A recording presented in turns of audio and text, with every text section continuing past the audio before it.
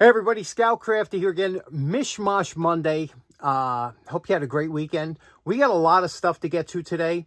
First thing I want to cover is our last video. The last video we did, I talked about conspiracies, and I asked about what your thought was with the JFK assassination and whether you thought it was fishy or not. I just want to thank you so much for adding in the comments what you thought, even if it was just one word, yes or no, because I just like to know. I love that. I love knowing what people think.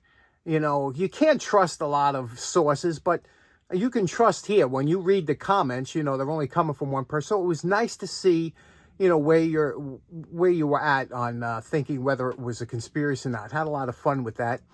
Also, last week, Thursday, we had the Long Island Tool Meet. It was a nice day, a little chilly, but nice.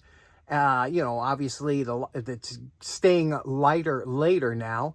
And we had a great time. About 29 people showed up. I shot some video because a lot of you like to see, you know, what's going on over here. And I want you to bring you along and see what we saw. So let me show you a little bit of video first.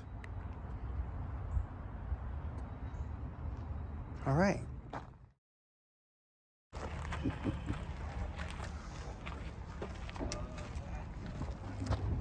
That sign I don't know if you were recording sound. One of the nights Grapple. It was at the trade center for Shiri Island, and you had to see this thing cut on. Holy shit.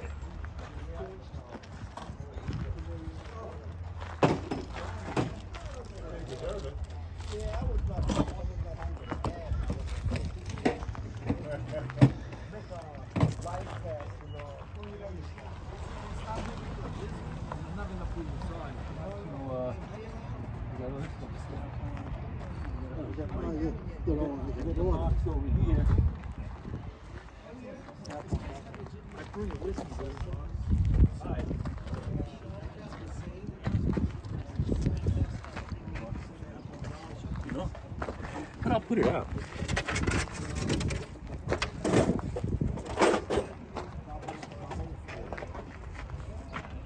Are you doing gauges? I got some gauges I can shoot. No, that's all right. Whatever comes up. You know? Yeah.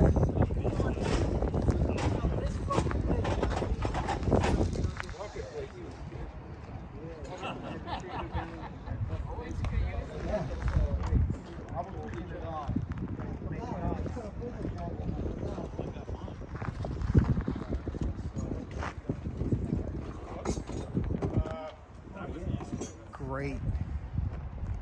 Look at that. That's a beautiful shape too. Yeah. Absolutely Pretty cool. beautiful. So as you can see, we had a really nice time, nice get together with a bunch of people that it's just fantastic to talk to. And also, a couple things that picked up at the show I want to show you. So let's get to that and we'll have a little discussion. Okay, first up, my buddy Bruce Groton, great guy. Bruce must hit a lot of tag sales and things like that, and he always picks up lots of stuff. And some things he takes for himself, some things he sells off, other things, you know, like bulbs and stuff. And sometimes he brings it and he gives it to me. He found a whole bunch of these bulbs, bag here full, and some very interesting bulbs that a lot of people won't use anymore because of the LED technology. But like, for example, if you look at this is a beautiful bulb, and this had a socket that you would push and twist in. You know, it's got these pins in here, and you can see this little bulb used 50 watts. It's a halogen bulb. They got hot, and they've more or less been replaced by LEDs, you know. So imagine one little bulb, 50 watts, and you can almost run your whole house with 50 watts today. But interesting, if you're a collector like me, you know, this is a type that here, see, uses only 27 watts. And this was the transitional, remember? I was telling you with the fluorescent. And when now 27 watts, you know, that's 3 or 4 times what you'd need to get the same candle power or lighting from that. But also he has some older, this is a 40 watt bulb with a, what they call a candelabra or E12 socket. And you see this one had the mirrored finish on the top, so you don't get the glare. When you put this in, it kind of backlights it. Interesting lights.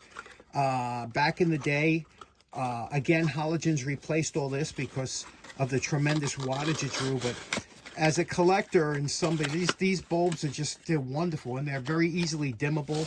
Whole different types of them. Like this one here, 45 watts today. That would be the equivalent of an 8 or 9 watt bulb. So, but I just love these things. So, Bruce, thanks so much for that. Okay, next up, I can't tell you how many people tell me they really enjoyed this segment on making the cutaway.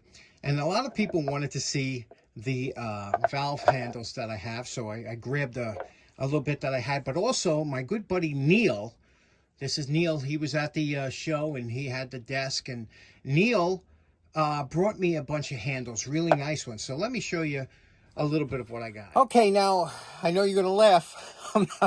I'm not really a collector of handles. These are just ones I accumulated because you never know when you might need a handle. Handles come in many different sizes, shapes, materials, things like that. This is just some of the ones that I had. Some are cast aluminum, some have a square insert, some have a round insert like this. Some are meant for radiators, some are meant for valves, some are plastic. Like these are plastic, but they're like a heavy duty plastic. So my idea of this was I was going to take these and I was going to, like this one here, and put it in a Vaporust or whatever, and then wire brush them and then paint them, make all different colors and make a nice display board. That's what I had in mind. And if they were like aluminum, I would polish them out and they would look all nice, like different colors. But I kept thinking, what should my display board look like? Should it be this? And then the more I got, the bigger the display board would be. But then Neil, let me show you the ones Neil gave me yesterday. Now, these are the ones that Neil gave me yesterday to go with the collection. And these are just absolutely beautiful. These are heavy duty. They're cast iron. These are very heavy, each one of these. They're industrial. He worked in a lot of industrial areas that he picked up things through the years. And these are really nice. I mean, and they would come out real nice, again, painted up and all done. And even has some of the tags. They used to have the tags that they would be marked with so you would know which one they were. I love the old vintage font on these. And look at this little round guy, huh? So those are the collection of handles I have. And these are some of the valves that I had bought with intentions of making cutaways. And when I got these, the only reason it kept prolonging it is because a lot of these are new old stock, meaning they were never used before. They operate beautifully, they're nice, and it's hard to tear it. This one was easy. It was all messed up, so it was easy to cut into this, But these are new old stock, and I love valves. And it's so funny that I mention that because I have my good buddy George, as Magneto Man from this. He wasn't at the show the other day, but George wrote me an email, and he says, I'm also into valves. And George is like my brother from another mother. This guy is into everything I'm into. And George sent me a couple pictures here that you could see, like this one valve. Look at this valve here. This is a totally different valve. You see how that seals? Again, it's not a gate valve, but it's a type. You see how that, the seal rises up against that and shuts it down. And then he also showed a couple of the wedges from gate valves he had. One of them, you see that one in the one that's cracked, that's from a freeze out. What happens when they freeze? I guess they thin out the section so it just breaks the gate. You could replace the gate instead of having to replace the whole valve. It'll break that way instead of breaking the outer part of the valve and leaking all over your house. That's interesting, huh? And he has a couple books of valves, which I had to go on eBay and order my own. So you see how this travels and how nice it is to have people that have the same interests as you. Okay, so I did stop buying tools, but my buddy Brian O'Hare, he had this lovely S&K Shorty, which I don't think I've ever seen before. Just beautiful. And Brian was a mechanic for many years, so he has top quality stuff. I had he gave me that, believe it or not. And then this one here, I thought this would be a great project because I always wanted to do one of these up, but I didn't want to ruin. But this one's so bad. This is the worst I've ever seen on one of these, right? And I got this from Roger, Roger and Mike. And look at this. This is the worst. Look at the pitting on here. This would be, and I could make this nice. I think I have the skill set to make this something you would say, wow, that's a nice one. So let me know if you'd like to see that done. And then another thing, Roger gave me this. He said, maybe you want to do this. He likes seeing the dake too. So maybe you want to do this on the dake. But I wanted to talk to you about this. This is a spanner wrench, and usually used around a spanner nut, which is a nut that has slots in it. It's usually adjustable for different sizes. And but the way this is bent, this is an unusual bend. If it was bent this way or to something, I would say, I don't know if this was done on purpose to give you a little knuckle room. Like when, because this is straight. This part here, the part that counts, it'll grip the spanner nut great. But this gives you just enough clearance and it's comfortable in the hand. I actually think this was done on purpose. I can't imagine this being bent. Like how you would bend this. Bend is too unusual to have be done by accident. What are your thoughts on that? Just let me know, because I think that's either done on purpose by somebody or maybe even factory. So let me know on that one. Also, I got this. I snatched this up real quick from Roger, and you know the story about this. This is the Estwing. This is the weight forward hammer. And you can see what I paid for it. Weight forward hammer. These things have become extremely collectible. You can see this thing hardly has any use on it, right? And I'll tell you the story about this. When I do this, I'm going to clean this up. Beautiful hammer, especially highly collectible. And Roger also always good with, he brings a couple plugs down. Look at this little guy, huh? You don't see too many on that size. And then here's something I got from Alex, and we were all talking about this at the show, right? Everybody, we were passing this around going, what is this? What is this? Do you know what this is? Because I think I know what it is, and that's why I bought it. It's a homemade tool, but I think I know what it is. Think about it. Let me know. Think about it while I'm showing you some other stuff, and we'll come back to this. I think I know what it is, and you'll see why I bought it. This here. I got this from Mike's Dollar Table. This is such a great, this was calling for me. This thing was screaming for me to save it. I love these smaller chisels. Like, that's a good size. We could fix that up nice. And then let me show you something that Mike brought in that he gave for the show, because he wants you people to see it, so it's awesome. Okay, the first thing that Mike showed me was this. He says, you ever see this before? And of course, I did as a leather worker. This is called Neat's Foot Oil. Neat's Foot Oil is a special oil usually used for leather workers, and it's made from the knee down, the feet of slaughtered animals, you know, as a byproduct. After they take them, they boil them, they press skin and everything, and they press it down, and the oil that comes out of their feet is Neat's Foot Oil. Now, that's not the hoof. They don't use the hoof. It's just the shin bones and things like that. And it makes a specific type of oil that is good in all sorts of temperatures and everything. And it's a leather preservative. Now, this is an old piece of leather, right? And this particular oil, if you see it here, it's a kind of a clear oil, but it's very good for leather. So it's the #1 oil that they use for leather to rejuvenate it and things like that. Neat's Foot Oil was used for, oh God, hundreds of years, you know. It was when they found out about it, but it really soaks into the leather. It will rejuvenate it, and it's also was used medicinally for, you know, scaly, there was a couple, if you had dry, scaly hands or something, they would use Neat's Foot Oil. Shoe and leather goods, for all kinds of leather, softens, preserves, and makes leather wear longer. Look at this here. And it tells you how to apply it, and don't get greasy, out of Yonkers, New York. So, and it's full, look at that. But, you know, and what happens now, it looks dark now, but this will, as it soaks into the leather, eventually the regular color will come back. But I've been using this for years, and it's not cheap, but it's specifically made for leather working. So how cool is that? Next up, I think this was my favorite item that I got the whole night. Again, a gift from Mike for the show. Casco #2 white glue powdered.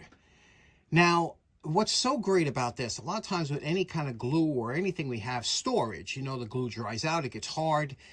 A lot of times they used to sell things in powdered form that you would mix it at home just like shellac. Shellac has a very short shelf life, but if you buy it in the flakes and you mix it with denatured alcohol, you make your own shellac when you need it, and you never have to worry about throwing any away. This here, this makes 3 pints of liquid glue, but all you have to do is add it with a little bit of water, turns into glue. Now this thing, how old do you think this is, right? This thing has to be, I don't know, 60, 70 years old, right? Let's see if it's still good, because I think it is. There's still some in there.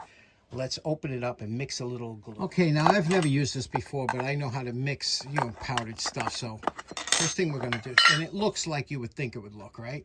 Now, a lot of times you're supposed to add the glue to water. So we'll put a little bit of water, okay, because we don't want to make a lot. We're just going to put a little bit of water in here, okay? And then we'll just take a little bit of glue here, powdered glue, mix it in, and mix it around. And then you could tell as you make the slurry and how it absorbs is how it, if you need more powder or more water. So we'll mix this up and I'll show you what it looks like when it's mixed. Okay, while the glue is setting up, before we apply it, let's talk about what this is. Now, like I said, it's a homemade tool. You could see here with the grinds, you could see where the lines were made for the drilling. Now, what I believe somebody, a machinist maybe or something, had these are carbide. They're carbide cutters of some type. And I believe this is a deburring tool. I've seen these type for sheet metal, things like that, on the line. So I think that's what this is. And the reason, first of all, they're loose, right? So everybody was saying, oh, they're loose and figuring how they, but I think they just needed to be tightened. So here I'm going to tighten it up. And when you tighten these up, notice, and they're meant that you could loosen them up and spin them to get a sharp edge. Notice how close they come together. They're almost attached, and now they're tight. Let me show you how I think this works and why these are cut here, so you could drag it across and deburr a piece of either sheet steel or something. Let's try it. Okay, here's a piece of PVC, just a piece of angled PVC, and you can see it's got a sharp edge here on both sides, and you can see where it was maybe cut down. So I'm going to try and drag this down here. Okay, I'm going to hold it down here, and because this is cut away, I think you have to put it like this, and I'll pull it back.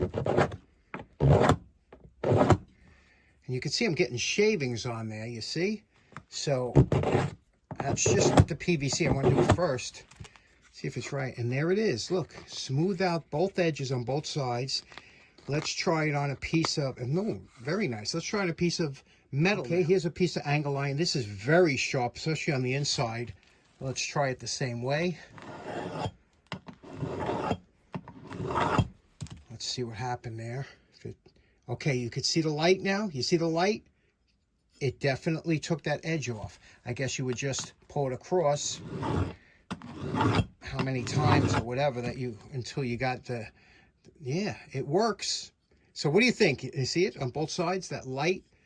That's what I think it's for. What do you think? And then you could rotate this and you always have a sharp carbide area if it does get dull. You think that's what it is? Let me know. Okay, we let this sit. You're supposed to let this sit about 30 minutes and then mix it again. It's supposed to have like a cream tendency to it, but there we go.